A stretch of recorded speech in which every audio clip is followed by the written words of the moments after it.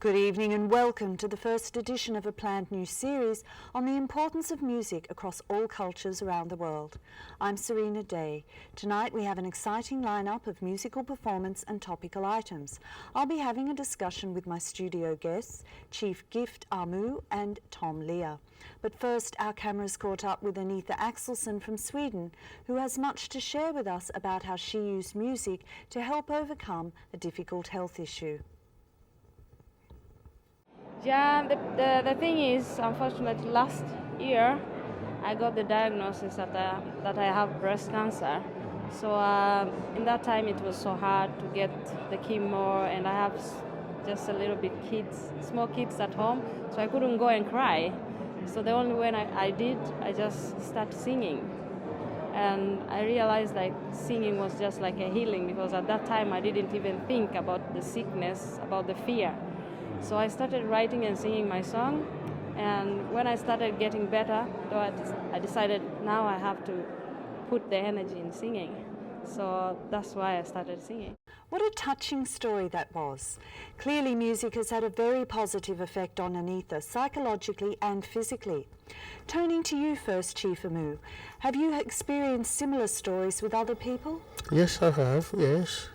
Yes, I have, and for the fact that music is a collection of noise beautifully arranged to please the ear, it's a soothing, for soothing and comforting, even babies, lullabies, all that, so yes.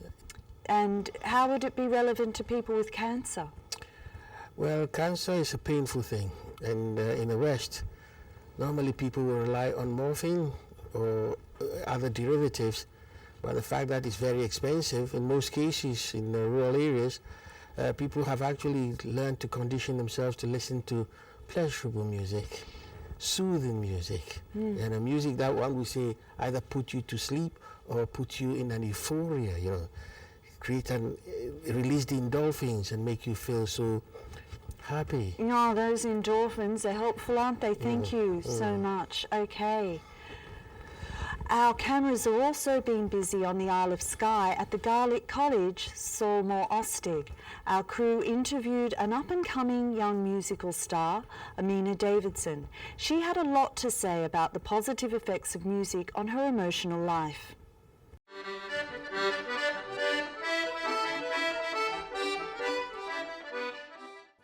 I've heard loads of stories about people having physical effects on hearing music and other people playing and things. I haven't experienced any myself, but I've often heard stories about perhaps like old people in homes and people with disabilities or whatever feeling really empowered by it and getting something real from it. Different instruments do definitely give off different emotions. Like I started learning the Clarsach as well, and that's also like, especially if you're not in a very good mood and you go and pick up the Clarsach, that'll make you feel a bit better, you're more calm, relaxed. And for other people like my mother in the house, if she's listening, she'll feel more calmed down in the situation or whatever it is. And the accordion often it can be really loud, or you've got loads of pipers around here, so if you play the pipes, your spirits will often be really lifted by them. So yeah, no, that's definitely a big factor. They all have different effects on different people as well. Well, I used to get really scared performing on stage when I first started off playing instruments, but now it's a lot better. I really enjoy it, and especially go on my phone, if you're playing with other people, you're all really excited together for what's going to go like enjoying it. It's just good crack and everything. When you get used to people you're playing with, or even if you're playing on your own, it's just good fun. You can like relax on the stage and do what you want and things. And if you can't see the audience as well, that's a bonus with the lights and things. So you feel really free, and often when you come off at the end, you're really proud of yourselves and everything, and have good fun afterwards. Yes, it's all a good all-round experience. There's definitely a big difference between listening to music on your own and sharing it with others. I think you get a bit more like self-pride and just self-fulfillment by playing for other people, especially if you see them enjoying it, and people maybe often don't get the opportunity to listen to much music. Then for yourself as well, gives you that confidence base, and obviously you want to listen to yourself before you go and show other people what you can do and things. I think there's definitely an emotional effect from playing my instruments. Often I'm not in the best mood or filling out the summer, or I'm really happy then going, just picking up my box or my fiddle, having a song, whatever, definitely it'll change that mood for the better, I'd say, and also for other people who are listening around. Welcome back. Thank you, Amina, for sharing your story. I loved her descriptions of the way music can lift our mood or calm and soothe us, and how music has really enhanced her life. Tom, how do Amina's comments fit with your experience of music in life? Yeah, they're really relevant. I mean, I spend a lot of time in clubs DJing, and you're constantly playing on the tension of the atmosphere in the room, basically, and the power of music in the context of the club is to elevate people from their sense of normal self. Right. So, yeah, it definitely sort of brings with it a great power in that respect. It's not all about lifting people, it's just about changing people's moods from what might be the norm, basically. So you've mastered the ability to do that? I wish I could say I have. I keep sort of trying to do that. And when you sort of pull that off, you really notice it. To change the atmosphere in a room just through the sound that you're making is it almost feels like supernatural, you know. I bet it does. It's a very powerful position to be in, Yeah, it is. actually. It is. Well, use your power wisely, Tom. Cheers. Okay, that was really, really interesting. Thanks for that. Okay, we'll leave that discussion now, and we're going now to an interview with Professor Hugh Cheap, Program Leader at the UHI Millennium Institute and a leading scholar on the history, culture and music of the Scottish Highlands.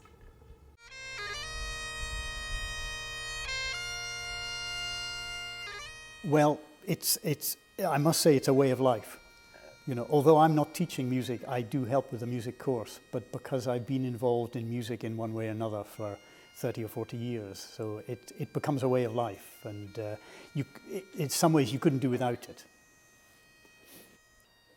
I think I belong to a generation which had to sublimate all personal trouble. You know, the idea of psychological problems, you had to bury them within yourself. But I think possibly looking back, I took to music to nurse myself through all these things. And if you had the challenge of learning a nice melodic tune for the pipes, you hope that if you're performing, that it's going to speak to people and it's going to come across and lift their spirits and maybe have an emotional reaction. And you look perhaps for the background of the tune. The tune will have a story, and the notes and the music and in total and the words all come together and flow into a sort of totality which you hope to put across in a way that's strong and is going to bring reaction, bring emotional reaction, lift the spirit,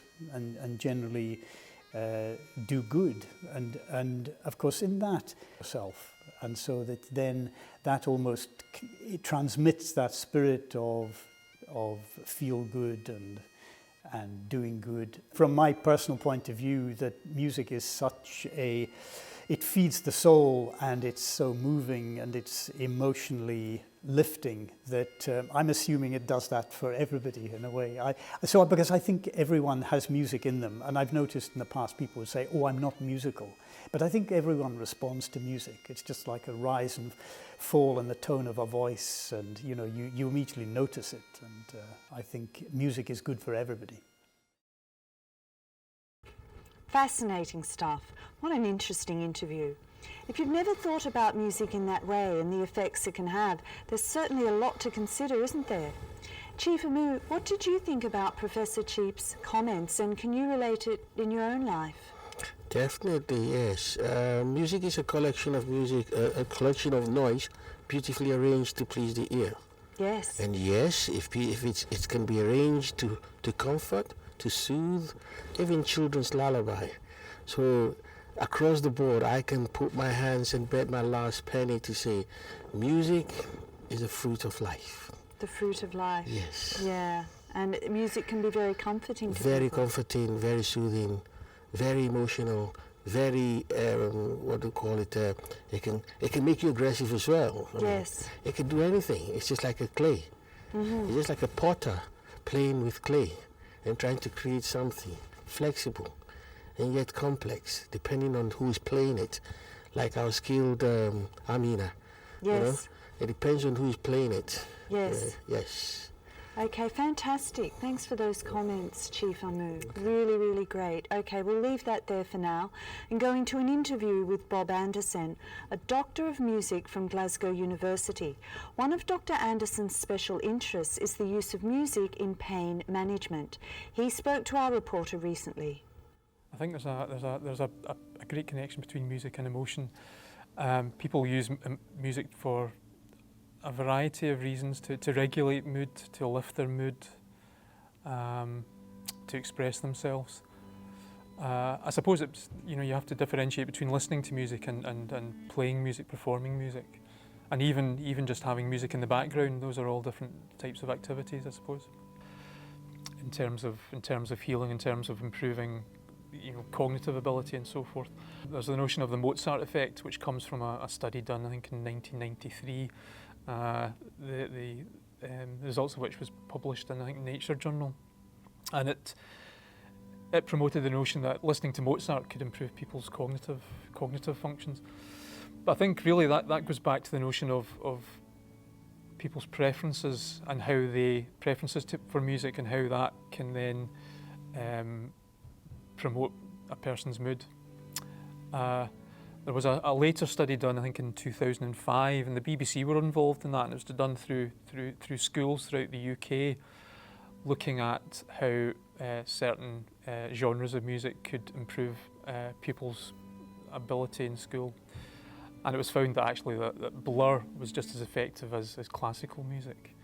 So to answer the question of whether one type of music, one genre of music is more beneficial than another genre of music in terms of having a positive effect on a person's health or abilities, I don't think that's really the case. I think it's down to personal preferences.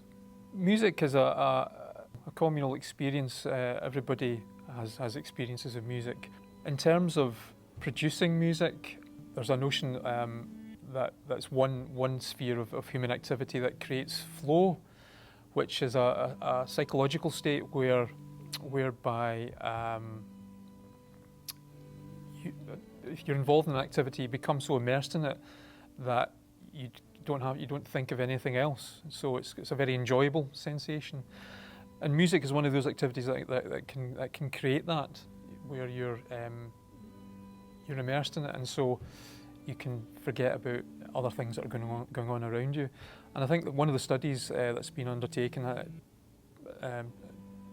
produces a link between a musician's level of happiness and their ability to be involved in flow. Music is an activity that can provide a lot of beneficial therapeutic effects. Flow is being one extreme example of that, but just generally in terms of being able to facilitate communication between one person and another, it's a great tool. In terms of music in a negative environment, I think a good example is the story of the piper at Waterloo, who continued to play out in the open while being fired upon, and he played a piece called War and Peace, and it was quite a rousing piece of music. And I think that would then help the rest of the Scottish regiment to carry on, even impervious to the imminent death that they might suffer. And I think again, the piper himself would also have been motivated by playing that music. So in a way, there's sort of a communication that's going on there between him and the rest of the army, his army, to follow the music, even in the prospect of on the face of death. An aspect of music therapy that's important is improvisation, and everybody's capable of improvisation. Doesn't matter what level of skill you're at. And it's important in terms of the communication that's set up between one person and another, and that ability to communicate with one person and another. So it's sort of non-verbal communication that's taking place, and that in itself is sort of a therapeutic tool. I think Dr. Anderson has beautifully summed up the consistent message that we've been hearing tonight about the positive impact and power of music. Before we go, I must express grateful thanks to all our contributors and everyone who made this program possible. Now Chief Amu is going to play us out with an example of his wonderful healing music. Until the next time, goodbye and good night.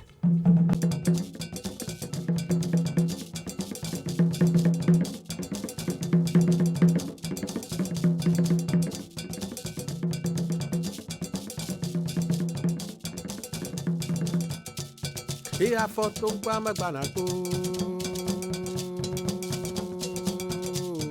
A foto kwa magbanako. Papa ba ti le thank you but amagbara. Ifu wa nenyo e. Papa ba ifu wa nenyo na mi. Ami dagba nu de la joy. Ke la joya ma e la fu wa la nyo. Ifu wa nenyo. Papa ba ifu wa nenyo na mi. Ami dagba nu de la joy.